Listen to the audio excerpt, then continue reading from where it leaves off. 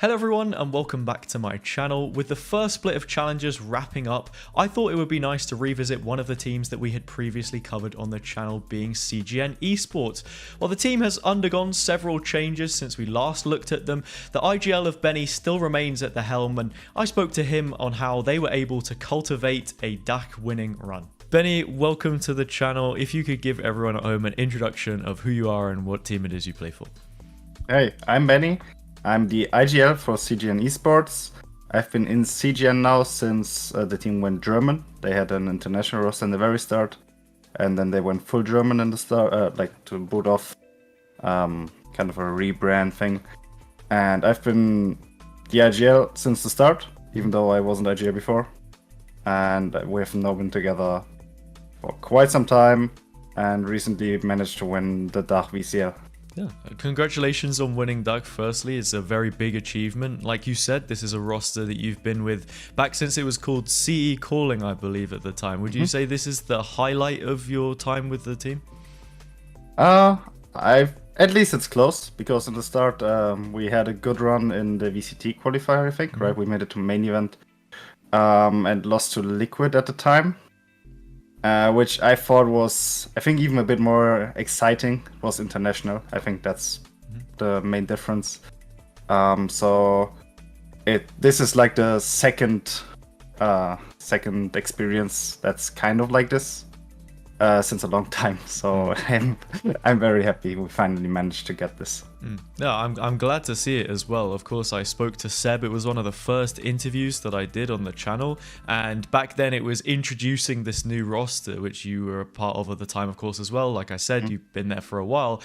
Since I've spoken to you, then the roster's changed a bit. You traded out the brothers Sun and Onibi, and the dynamic, I suppose, has changed a little bit with Element coming in as well. How would you describe where the team is currently at and how things really work as a unit with these new pickups? I think with Element coming in, HazzaJC coming back as well, we are working very well in our style. I think this was our biggest issue with the brothers. They were both great players, they still are.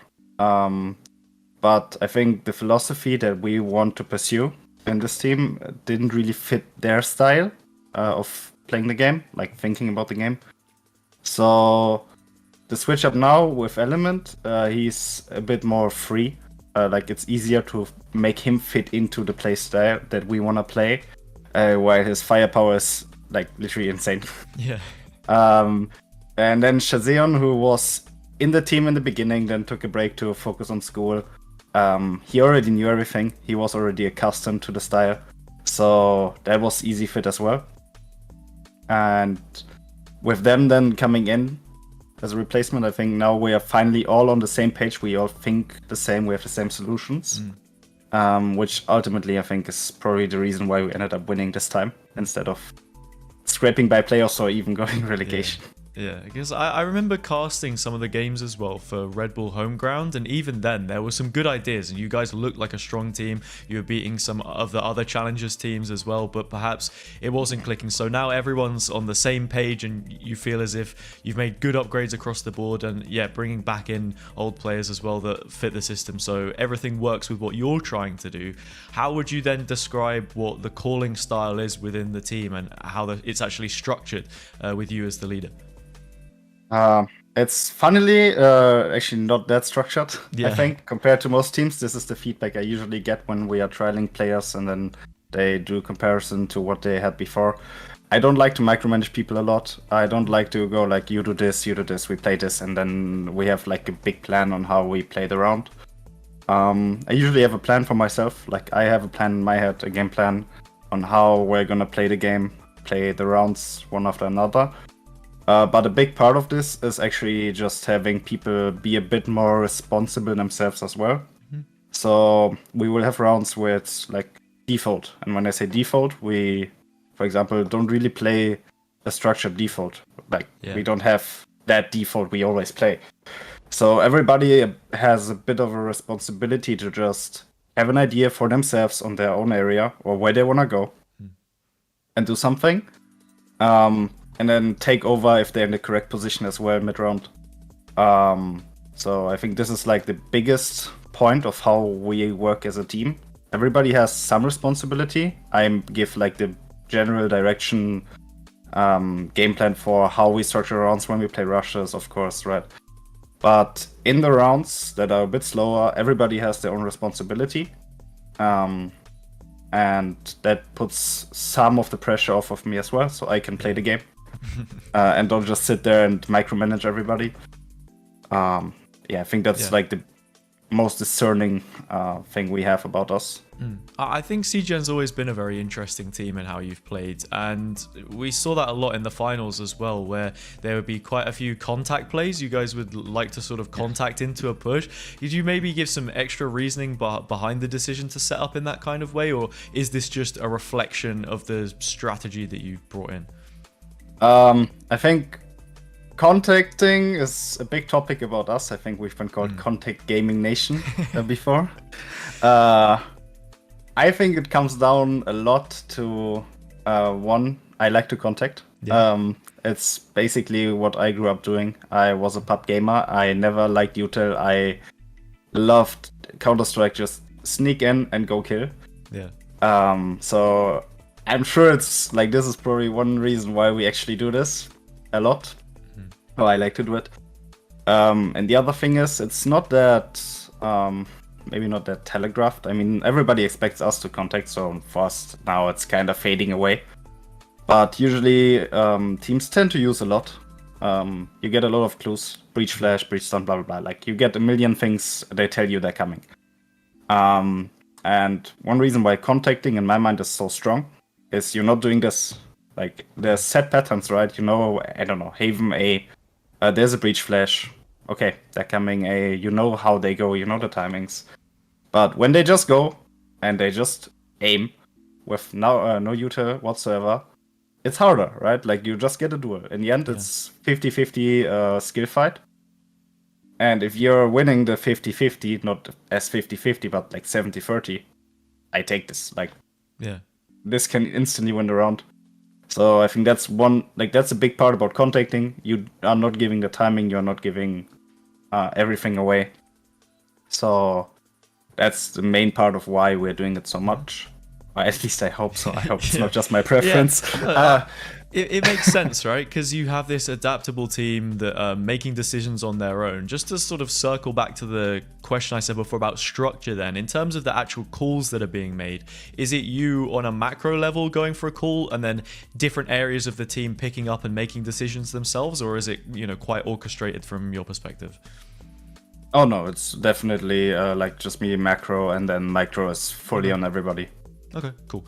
That also leans into what I was going to say next. You guys are a very flexible team, and you as a player have played a variety of different roles. There was a point in time when we saw you a lot on the Phoenix. You've also played the Sage. You were one of the first teams, I really think, to be playing that Phoenix comp on Pearl that we've seen become quite popular with Apex and Polaris as well. How has that been for you? Were you playing so many different roles? You said as well even that as an IGL you like to have that pressure off you, and I guess that helps when you're playing Duelist. Is there any sort of reasoning behind that you can give? I don't like playing the same the entire time. That's in the end a simple variety's a spice of life, isn't it? Yeah. Yes. I hate playing the same. I think there was a season where I played Race basically every game. I hated this so much, even though I like Race. I like playing Race. But I don't like playing the same, and so on. I don't even like to play like the same kind of agents. So if you would say, like, Carpio says I'm a duelist, no matter what I play. And I would agree. But then saying I'm a duelist player, meaning I play Jet, Yoru, Reyna, Race, blah blah, and any other duelist I might add. I think this is also not enough for me. Like, I don't get enough variety in staying in this category. For example, the Sage. I love Sage on certain maps just to pick it sometimes. I also don't want to go full Sage, but there's so much you can do just using agents in a different way than they might have been intended to be used. So I want to explore this, and I also want to stay a bit unpredictable because I feel like I can play any agent. Like, I don't really mind besides smokes. Fuck smokes. Because smokes, you have to play for the team. You can't go Yeah, first in it's that. true. I mean, it's a completely different level. But I was playing smokes on IGL earlier today, and I feel like, you know, it's okay. You can make some good calls. Astra certainly plays fairly well, but I mean, like you said, you want to be able to flex, and you've demonstrated a lot as well that having that deeper agent pool is very good if you're trying to play these different comps and sort of be unique as well. Yes.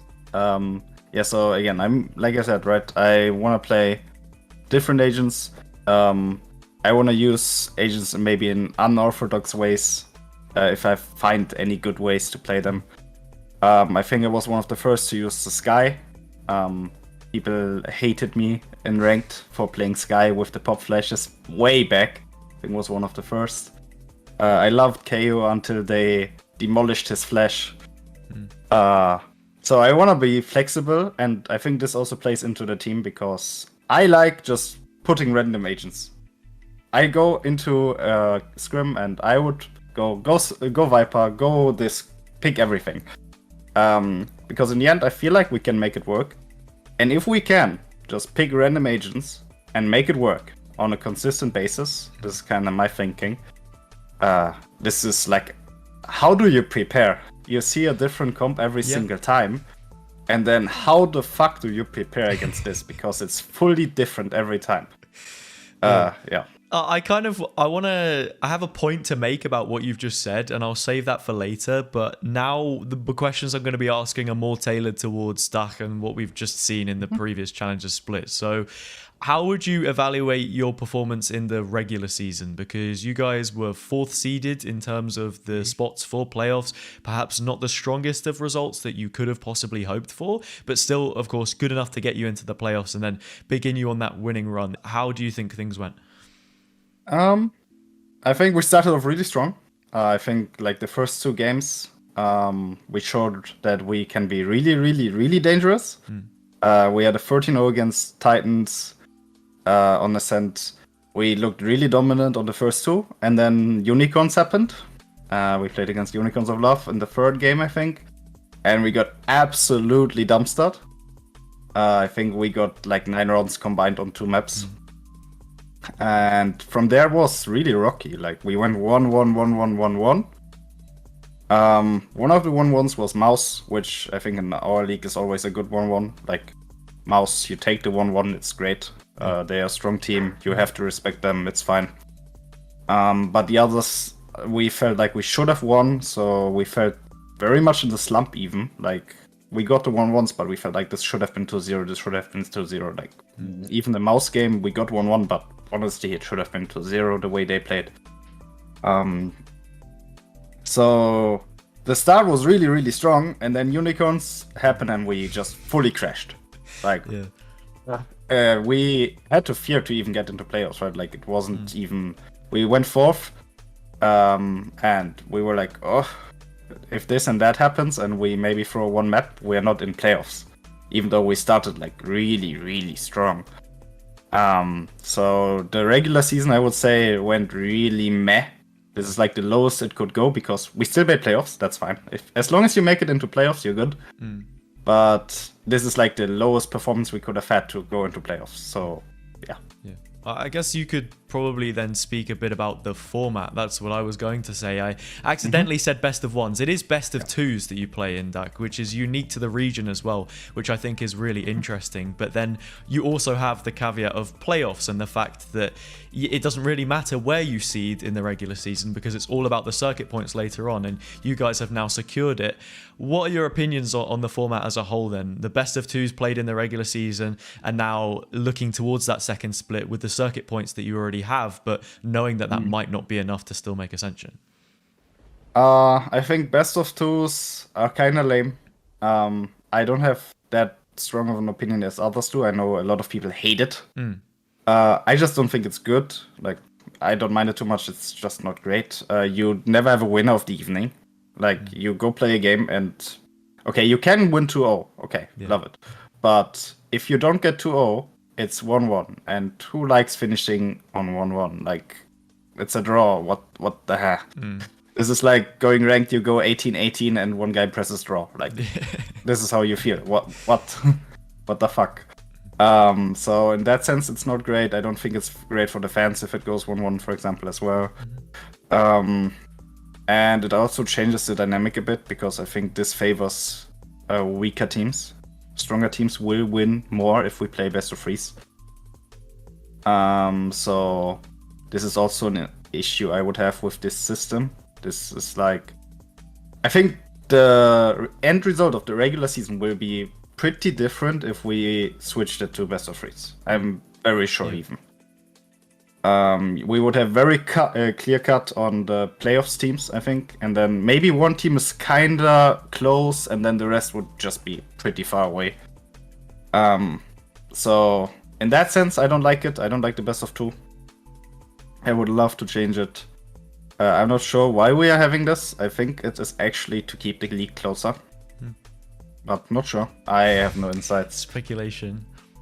Full speculation. And then the circuit points, I think is fine as a system because for me, it's like stage 1 and 2 of one season. So we won stage 1. That's great. Now stage 2, we have to secure what we already won and make sure we go to Ascension. We will have more points, I think, for Split 2 than Split 1. So this is one thing I don't like at all. I think they should both be equal. I don't understand the second split being more than the first. They're the same. The time in between the splits is not enough to really make big changes to rosters, right? So I don't know the reasoning again. For me, they should be both the same because it's the same thing. Like we play a split. It's just the normal procedure. But I've heard other regions have, like, the first split doesn't do anything. I think Turkey. I'm not sure of Turkey. But there was once one region where the first split doesn't give any points, and it's all in the second.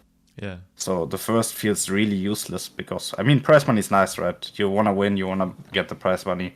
But if you win the first and then go second on the second split, and don't make Ascension, for example... it's annoying. I don't know which region it is exactly that does it. I did hear that as well. I don't think it is Turkey. I couldn't particularly say which one it is. It might be MENA, but yet again, I'm not sure because I know that is then two different regular splits sort of within one region in the way that that's set up. So that's completely different. But just pulling on some of the ideas that you showed there as well, in terms of the best of twos then, and then coming into the best of threes, you would make a strong argument that you played better because you were able to flex a deeper map pool and more ideas in the sort of playoff stages? Yes, I would say the map pool, helped us. I think we can play every map now with the changes, with Breeze out. We lost our perma ban basically. We are fully free. We adopted Lotus, so we play every map. With Split, we won a very strong map for us. Was historically always good. So the map changes helped us a lot, and then coming into the best of threes, being able to use this was really good for us as well, I think. Yeah. So now speaking about the playoffs specifically, and a comment you made earlier as well, that Unicorns of Love happened, right? They did kind of just happen because they blitzed through the playoffs, they made it through the upper bracket, and they were just sat in the grand finals. You guys had to dig your teeth into the lower bracket and crawl your way for that rematch. In comparison to the first time that you played them, then going into the grand final, other than composition changes, which you did mention about being incredibly difficult to predict, was there anything different in terms of your preparation coming into that game? That's a bit of a funny one because no, not really. We lost to Unicorns twice, right? We lost in the regular split and then in the playoffs, and both times we lost hard. And both times, obviously, we went into the game, we analyzed everything, like what did we do wrong, what could we change. And in the end, the result was a lot of the times we didn't win the rounds. We have like 75% we should win this, and we always lose. We just always lose. And if you always lose when you have advantage, or you should be winning against one team, it's really weird, right? So the conclusion was it's kind of mental. I think that was pretty clear from how we lost some rounds. 2v1s we could never lose in a million years. We just lose. And in that regard, the preparation was just focus again on our game. Make sure everybody is like fully comfortable with how we're playing, what we're doing, how everything works for us. And then in the game, like, it was really important for us to just win one map. I think like Carpi and me both said, if we win one map, we win the entire thing. Because they have pressure as well, right? They fully steamrolled us twice. And I think it was because of momentum and mental in general. And now if we reverse this and they lose a map, one of the first two, they have a lot more pressure. And they didn't have to deal with pressure at all in the split at all, like throughout, right? They never really went into a losing position. They lost to Mouse, I think, a map or two even. But they were already first place. Like, they didn't really have pressure. So we knew this was really important for us. We knew they will pick Lotus or Pearl. So those two maps, we made sure we know what we want to do. We had some cheesy stuff set up as well that we didn't end up using, I think. But yeah, this was like the preparation. We just wanted to get the first map, and we knew if we can get one map, we probably get 3. So So the cheese is still in the cabinet. It's sort of festering in there, getting ready for split 2. But one thing I did want to note, and this was the point that I was going to come back to later on, you guys then ran double controller on that Pearl game. And Pearl, historically, as one of your maps, was, you know, fairly decent. But then at the same time, you'd played it against Unicorns of Love before and struggled to beat them there. And you just go for this drastic 180 in terms of how you try and approach the map. What is the reason exactly for playing that comp, and as well even using Brim, which I don't think too many teams have been running on Pearl? The reason was very simple. Again, after the game, I was like, okay, like the second game against Unicorns in playoffs. We got demolished on Pearl again. And after the game, I was thinking, like, how can we win? How can we win? Because, again, we lost so many insane rounds. Like, 2v1, the spike is planted, guy has to defuse. We swing, but, like, half and die. Like, so I go thinking, okay, if we always get into a position where we're winning, right? And then we cannot close it for some reason, even though we should. How can we kind of circumvent this? And my thinking was, okay, Bind exists or existed. And what did people do? You pick Sage, you pick Viper, you pick Brim, you plant a spike, and you go line up. This was the original thinking behind the Pearl comp. Basically, just eliminate this last thing that we were always failing. Because if you just sit there and throw a lineup and this wins the round, you cannot make a bad decision. You can also not whiff. You just throw the molly. I mean, it's an unbeatable strat, right? And I think it's funny you mention it there as well. It's a pretty simple solution to the problem that you are having. You simply give yourself more win conditions, and from that point, then it's easier to close out the round. So I find that really interesting. Before we wrap up the interview, I want to get a slight nibble of that cheese that you were holding on to, just a tiny bit. What can we expect from CGN then coming into the second split of DAC? Of course, you want to retain your title, get those additional circuit points to make sure that you're making it to Ascension, but is there any view into what we can expect from you? I think we will be, again, very creative in our comps. Maybe not so much during the regular split if we don't need it. If we have a good run, it might stay in the closet a bit longer. But I'm always thinking about new stuff, different stuff. I like just changing. I don't like playing the same every time. And I don't like conventional stuff as well. I don't just follow conventions. Maybe we play the bridge at some point, but we're not playing it right now. We could be playing it tomorrow, who knows? So I think the biggest thing to watch out for when watching us is we can actually just randomly do something and it's going to be completely different. And I hope that's also interesting for everybody else. And I'm sure we're going to catch some people off guard again by the things we have cooking right now. Or he's cooking in the kitchen. Is it cheese? Is it something else? We have absolutely no idea. But BennY, I've really appreciated the interview with you. CGN, always a very unique and interesting team to watch. And I wish you guys the best of luck in Split 2. Thank you very much.